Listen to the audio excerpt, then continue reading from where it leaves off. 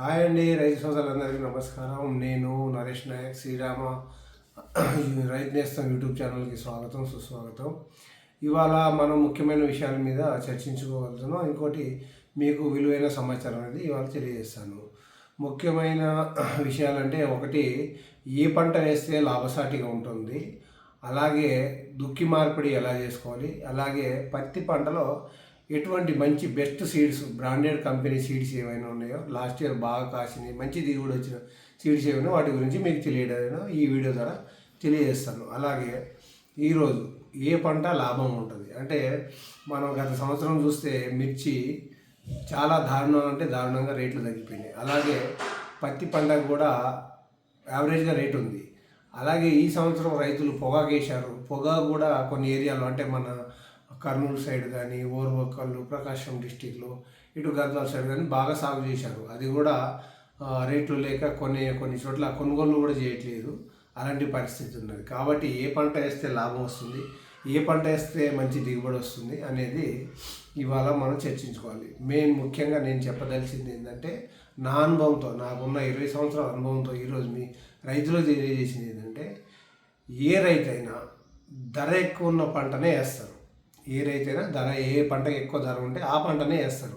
అలాగే అందరూ అదే పంట వేసినప్పుడు ఏమవుతుందంటే, ఆ పంట చేతికి వచ్చేసరికి ధర అనేది తగ్గిపోతుంది. ధర తక్కువ ఉన్న పంటని ఎవరు వేయరు. ధర తక్కువ ఉన్న పంటని ఎవరు వేయడానికి కూడా ఆలోచించరు, చాలా తక్కువ వేస్తారు. అటువంటిప్పుడు ఏమవుతుందంటే, ధర తక్కువ ఉన్నది వేసుకుంటే అది పంట వచ్చేసరికి మళ్ళీ ధర పెరుగుతుంది. అలాగా జరుగుతుంది. కాబట్టి మనం ఏ పంట వేసినా కూడా సగం సగం వేసుకోవాలి. పత్తి సగం వేసుకోండి, మిర్చి సగం వేసుకోండి. ఇప్పుడు ఈ సంవత్సరం మిరప రేటు తక్కువ ఉన్నది కాబట్టి మిరప తగ్గుతుంది. మిరప తగ్గినప్పుడు అందరు పత్తి వేస్తారు.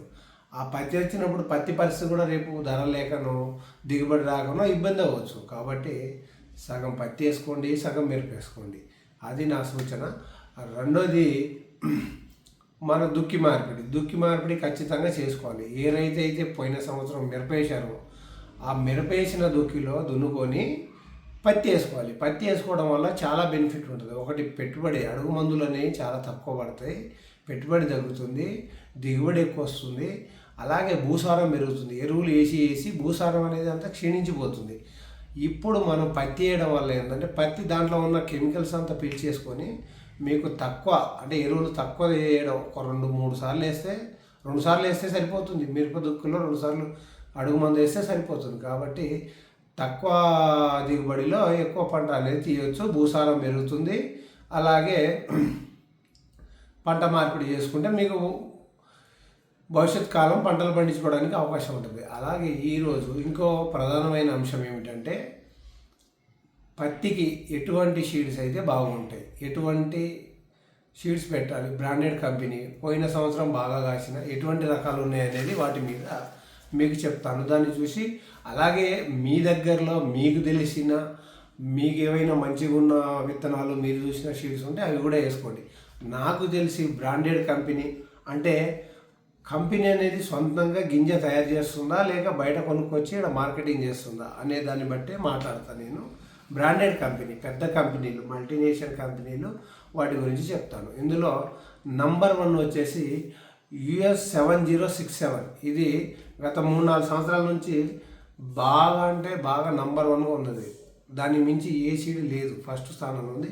అలాగే US వాళ్ళది CCH, crystal crop hybrid seeds వాళ్ళది CCH. ఇది కూడా చాలా బాగుంది. లావు కాయ, సైజు కాయ బాగుంటుంది, దిగుబడి బాగుంటుంది.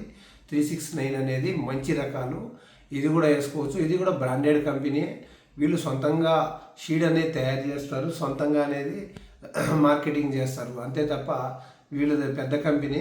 తర్వాత రాశి వాళ్ళది షిఫ్ట్ ఉంటుంది, షిఫ్ట్ కొత్తగా వచ్చింది. అలాగే రాశి వాళ్ళది 365 కూడా బాగుంటుంది.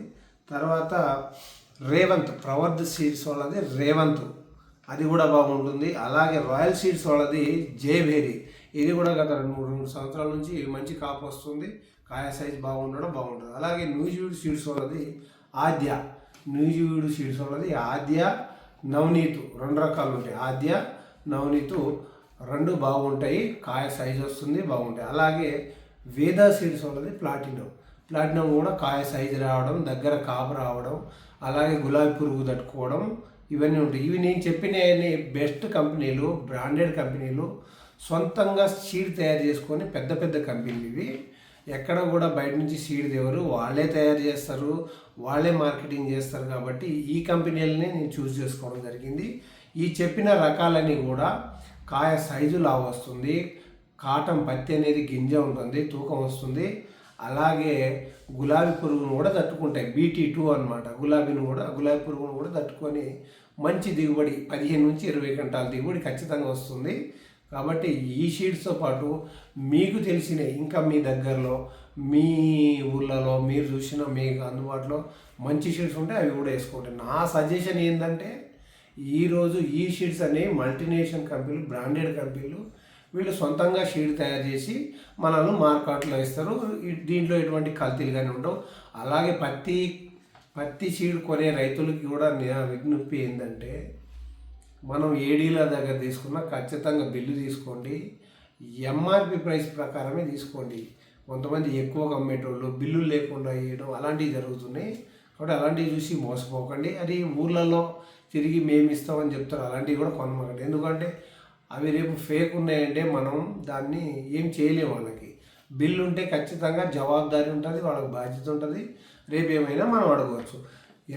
ఇలాంటి సలహాలు సూచనలు ఇంకా తెలుసుకోవాలనుకుంటే మా ఛానల్ ఫాలో అవ్వండి, ప్రతి రైతుకి షేర్ చేయండి. ఇది ఫస్ట్ వీడియో. ఈ సంవత్సరం నెక్స్ట్ పత్తి గురించి, తర్వాత మిరప గురించి చాలా వీడియోలు చేస్తాను. అలాగే మా ఛానల్ ఫాలో అవ్వండి, మరిన్ని విషయాలు తెలియజేస్తాను. అందరికీ ధన్యవాదాలు.